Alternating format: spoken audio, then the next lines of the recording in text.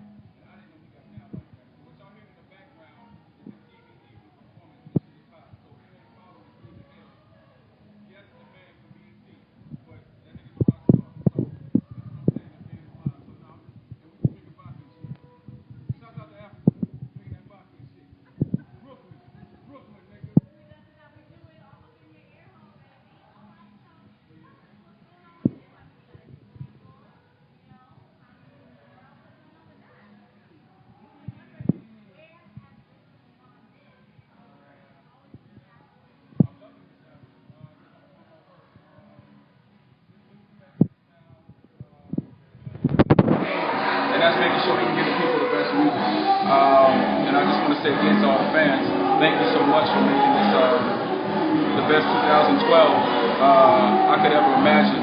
The record's already taken off so big. This is only, what, day 5? Yes. Is it day 5? Yes. The release, and it's everywhere, so I want to give all my love and appreciation to all the fans, all the DJs, all the program directors, all the bloggers, all my cats on Twitter, all my cats on Facebook, all my cats over the world that's loving and supporting real hip-hop. Because I can't even explain to you the journey of getting Sodom and Gomorrah too. I think I can say this for another conversation. You have no idea what it took to get that record to your spiritual level of life. So I'm just enjoying it. So people want to get to know you. So in your iPod, what are you playing right now? What are your top 3 songs right now that you hear? My homegirl Tyler just gave me an iPod, but I refuse to use it. I'm an old school nigga, so I still got CDs, I still got a Walkman, so I still got my Walkman. Right now, what I'm playing, really, Leandria Johnson. I'm on that her gospel EP is insane. Shouts out to Leandria Johnson. We'll talk to Stephen downstairs about hooking up with you. If you don't know who that is, if you watch Sunday Best on BET Gospel, she's phenomenal. Banging. Like my favorite gospel singers of all time, Kim Burrell and Leandria Johnson. You know what I mean? There's a lot of people get touched to the core. We were just watching Lettucey perform downstairs. I'm rocking Lettucey's latest LP that came out. Janelle Monáe, Tony, and Raphael Sadiq's last album just came out, Stone Cold Rolling. I really don't listen to no rap, you know what I mean? Because I can't make dope hip hop if I'm listening to rap, unless it's peers, and that doesn't count. So listening to Slum Village or Black Milk or Royce, Khalil Productions. It's not fair. King Carnage Productions. No. Curtis King. It's just shameless promotions. My own peers, Swish, the DIRAX. If I'm not listening to, like you met Blue Now the other night. It's cats like that. Mike Anthony. I don't know. It's a lot. I listen to classical. I've been to Chopin. Really heavy again, thanks to Mark Baxton, because I really love the classical. So it's all kind of crazy shit, and I'm usually running to that shit, so yeah, that's a long ass answer, but yeah, that's what I'm listening to. I'm really, and the Doobie Brothers. Okay, that's a very eclectic blend. So that's kind of where all of your different influences come from. Is that what we hear? You have a message in your music. It's not just, alcohol and parties. Like we're doing right now. You have a message, and people have always, your fans have always followed that. They've always been following you because of the message that you have in your music. Yes, it is about. I appreciate that. I think everybody has a message. It's just what kind of message is it? What kind of message is it? Or what's the polarity of it? Is it positive or is it negative? Is it something that you can build? Is it something that you can enjoy as a real meal, and then what's left over make lunch bags with? Or is it just fast food as far as the message goes? Is it real protein in it? I remember hearing Africa talking earlier about vegetarian and eating healthy. Once you stop eating meat, you're still eating pastas. There's no calorie. It's no protein in it. So it's kind of like the same.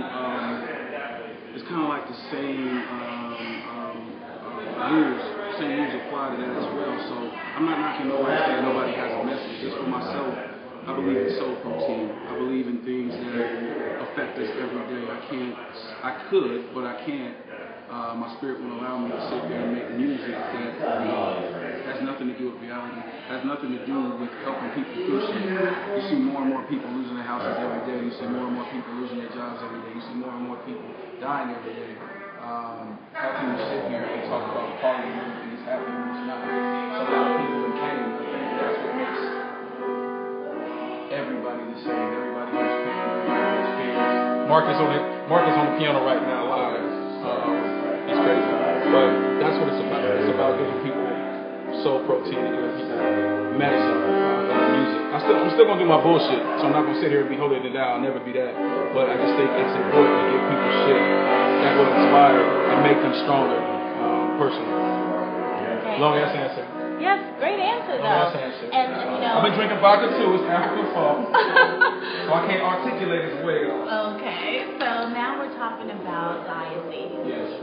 People have been wondering, well, where's he going to sign? Where's he going to go? What's going to happen? Is he just going to be with the West Coast? And then you came out with diocese, which is coming into being our house.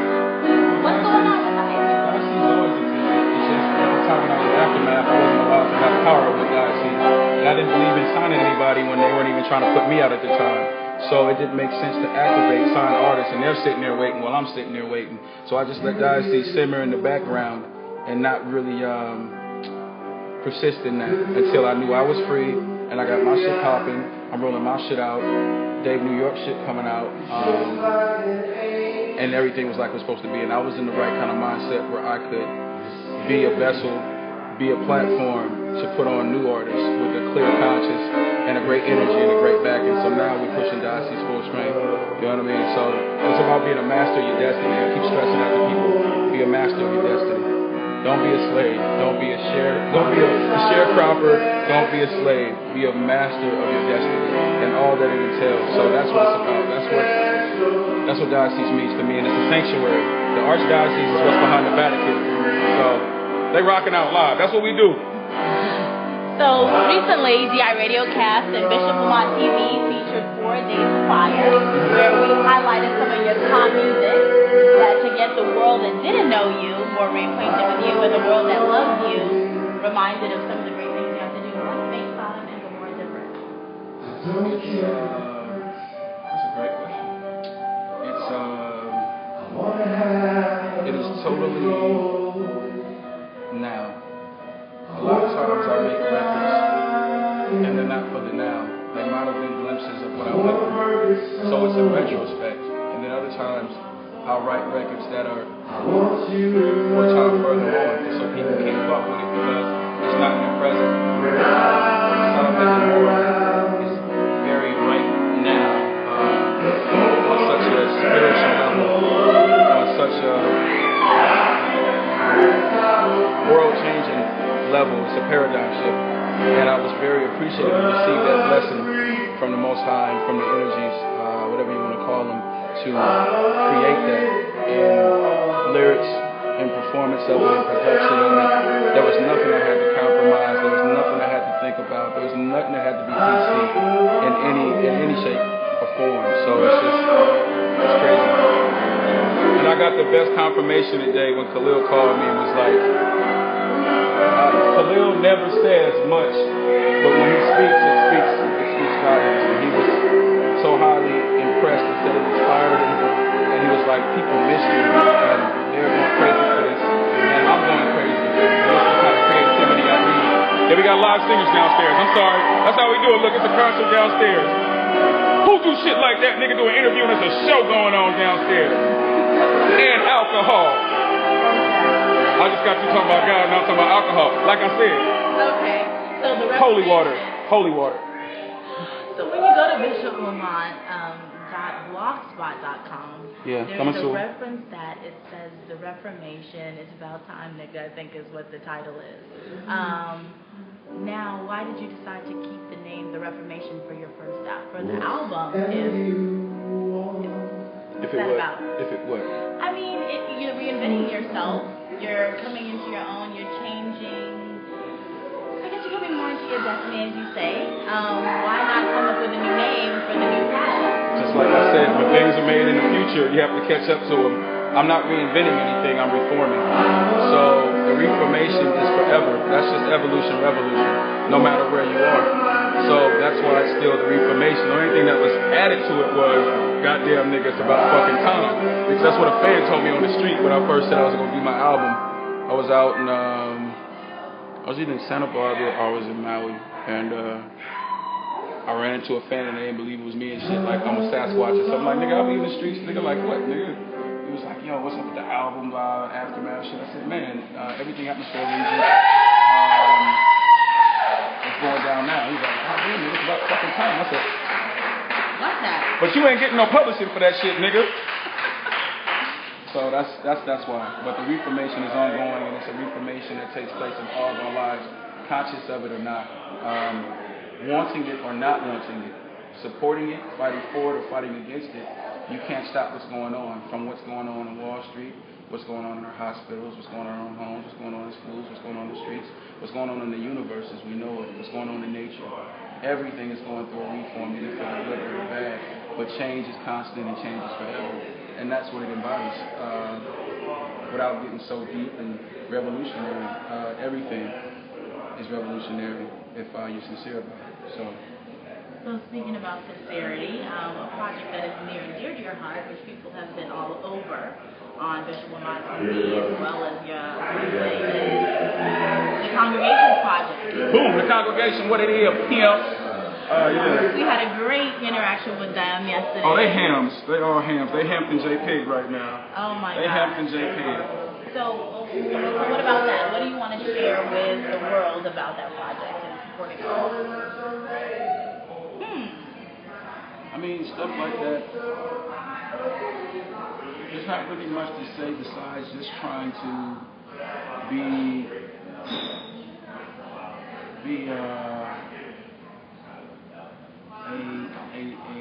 a game changer, a lifesaver, use that leg up, that help over that wall, that breath of fresh air in young people's lives and people's lives, period. Something that I learned from reading a lot of Ram Dass books and my mentor Chucky is some really important words are, how can I help? And that's what that's about, really. It's about changing lives and trying to facilitate the opportunities that people take for granted. And that's what it really is. I don't really like to talk about it much because when it comes to philanthropy or just charity or just giving back, it's really not nothing that should be promoted beyond just saying this is what we're doing. And if it's sincere in your heart, you should be doing it too. So I mean, that's what it's really about in their hands. But it's just giving people the chance to experience what I experience every day through music, being able to do something I love and how it's changed my life and how it affects other people's lives. Other people should enjoy that joy and understand the power of word. As the Bible speaks of it, as the Lord spoke of it, as God spoke of it. Everything that comes into creation came through word, came through sound. So a lot of people take this music and this sound, the power of voice, and the words that they utilize for granted. So I like what that is, and I like how that feels, and I love what they're doing over there. Shouts out to the Boyd High Technical Youth Center, to my Kill, you know what I'm saying, to Ozzy, to Joe, all the staff over there, all the students, everybody in the community. I'm proud of the congregation, and we almost got that ready. We're just getting some mixes done, but it's not even about the music.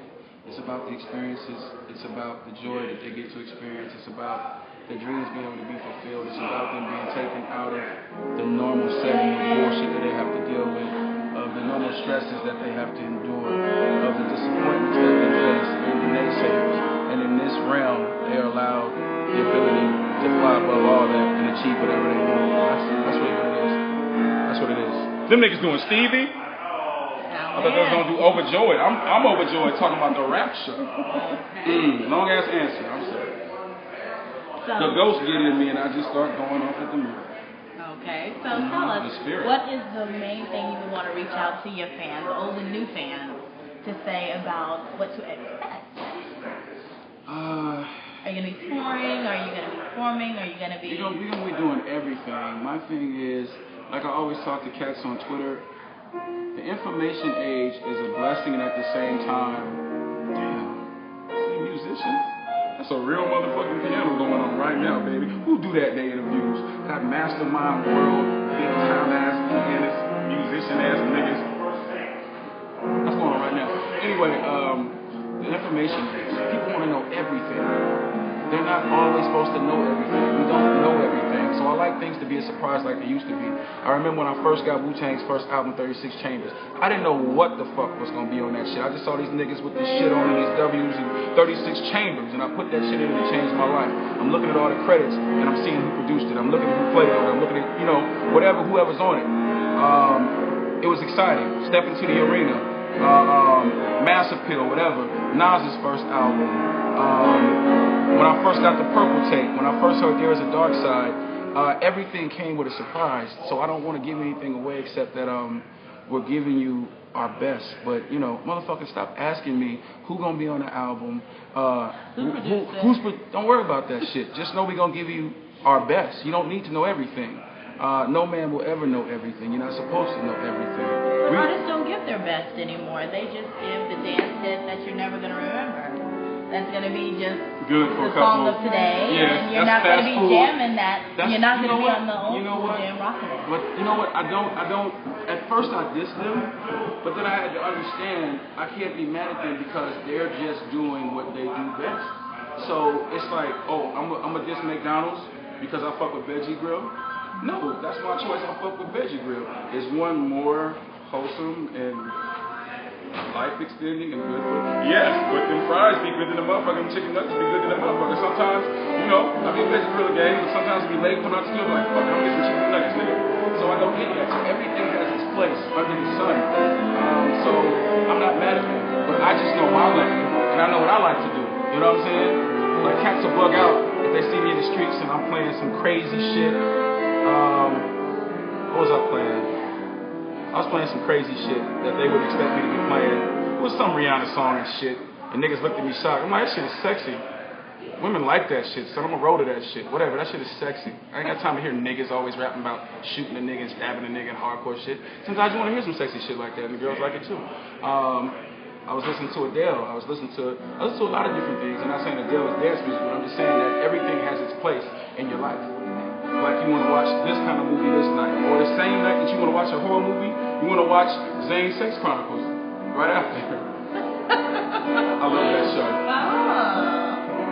Anyway, to the mind. Yeah, look into the mind. Anyway, what I'm saying with that is, I'm not mad at that. I just do what I do. So I don't want to sit in a place of judgment. It's just we have people who say they're about this, but they're really about that. If you say this is the corny shit that you do, you can never be mad at a motherfucker because that's what they do. You can't be mad at Puffy for the shit that he do. You can't be mad at who else be doing crazy shit. That'd be like, what? Wow, whatever. My favorite Puffy was when that nigga just did ad-libs on Biggie shit. Yeah. You know what I mean? When he had the one little splotch in his hair. And the really sparkly jacket. Now he starts with the fanny pack. Just like, yo, you know what I mean? Yeah, you know what I mean? But I'm not knocking him because he know what he do is corny, but he having fun. So he's honest with that. I'm not mad at that. You look at everybody, you know, everybody talks shit about Drake, it's like, Drake does his thing. Like, I be banging that shit. They be like, you be banging Drake? I'm like, yeah, that shit, I like it. It be funny to me. I enjoy it. He got some nice shit, but what do I love and play the fuck out of? Nothing but the illest shit. You know what I mean? Old school, Run DMC, old school, Heavy D and the Boys, old school, Stetsasonics, MC Light, BDP, Cellar Dwellers, UMCs, even Question Mark Asylum, which most motherfuckers probably won't even remember. Boogie Monsters. Woo! Oh, you know about Boogie Monsters. Come on, son. Fuck with me, son. But I'm just saying, that's me, but I enjoy listening to everything. And I try to enjoy it without judgment because they do them. Okay. So you know, but for me, yeah, look at the long ass answers. I enjoy everything. So what was without the first judgment. song you ever heard that made you fall in love with hip hop? What was the song that you decided was going to be your path that you were going to walk? It's a damn good question. Hip hop came into my life so long ago, even before I knew it was hip hop. So that's kind of when I first saw Wild Style. They getting down downstairs. When I first saw Wild Style, shouts out to Fab Five Freddy. When I first saw Crush Brew, Beach Street, Electric Boogaloo, when I first heard Curtis Blow, Kumo D. So they getting downstairs, it's real. Run DMC, Walk This Way. When I see them do that shit, and they went that big, and they was that live, Run DMC really put that battery in my back. But I think,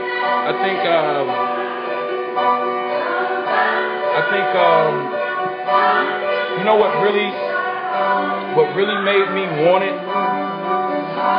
What really made me want it was they reminisce over you. Shouts out to Pete Rock and CL Smooth. I think one of the greatest records of all time, they reminisce over you. And that really made me love hip hop on another level. And Commons, I used to love her, but I was into it for so long. But they reminisce over you, the Mecca and the Soul Brothers. And MC Light, Paper Thin. Slick Rick, a teenage mom.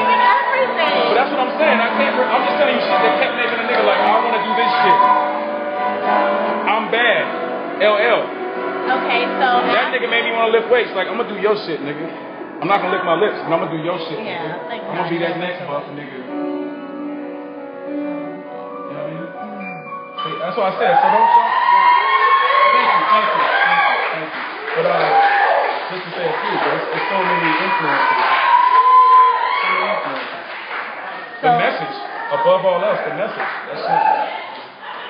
When you first hear the message, that shit tells you everything you need to know.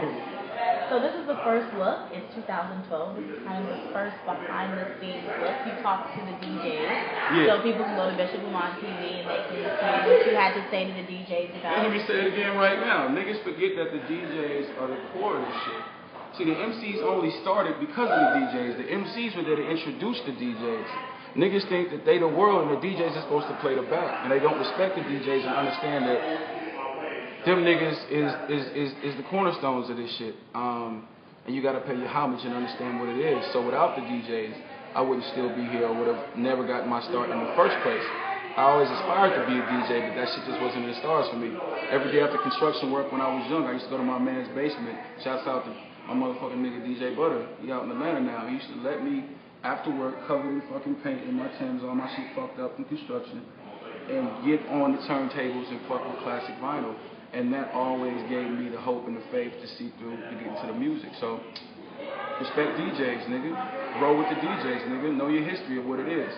Fuck with some vinyl. Go to Amoeba. Go to some record stores. Stop just having these fucking CDJs and thinking you a fucking DJ because you got some sound effects and shit. Really touch some vinyl, nigga. Have a vinyl collection. You know what I'm saying? That's what I'm saying. So the next time we will see you, it's going to be a surprise?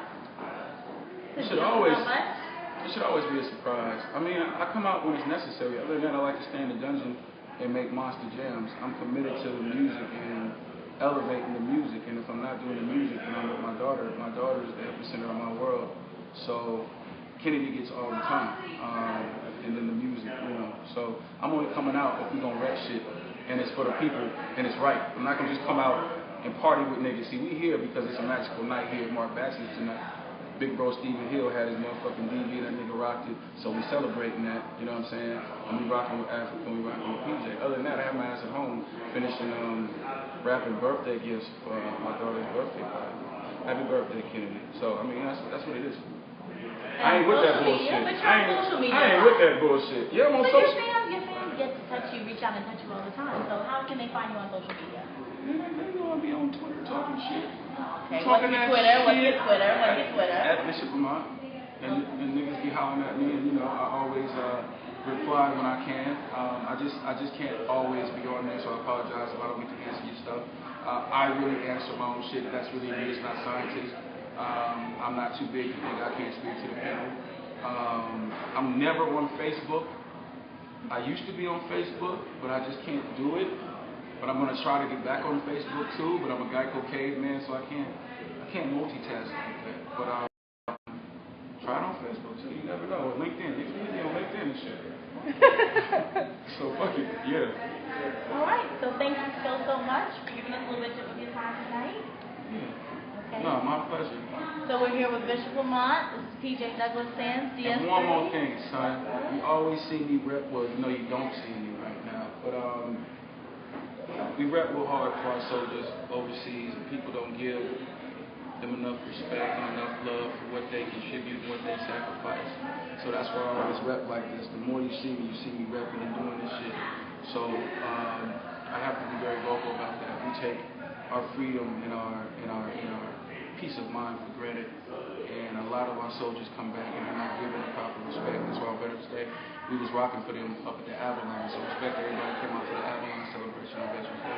I'm gonna be doing a grog bowl-orama for all my veterans next motherfucking year. We all gonna get drunk and fucked up. So I'm just saying that now, so get ready for that shit. So shout out to all my motherfucking brothers and sisters, you know what I'm saying, in the armed forces representing for us. So I'm gonna shut up now. I'm gonna be quiet. But that's it. Salute. That's that real shit. That's real gangster shit, nigga. And a lot of people want to get more information on you. So there was a great article out there on you on DIRadioCast.com. Respect, but I never read nothing about myself. Oh, but you know it. You lived it. So, you know, okay, for those who didn't live it, there it is. But I always say, it's you got this, and you got some good pictures there. You got a whole Superman thing, and what's going on.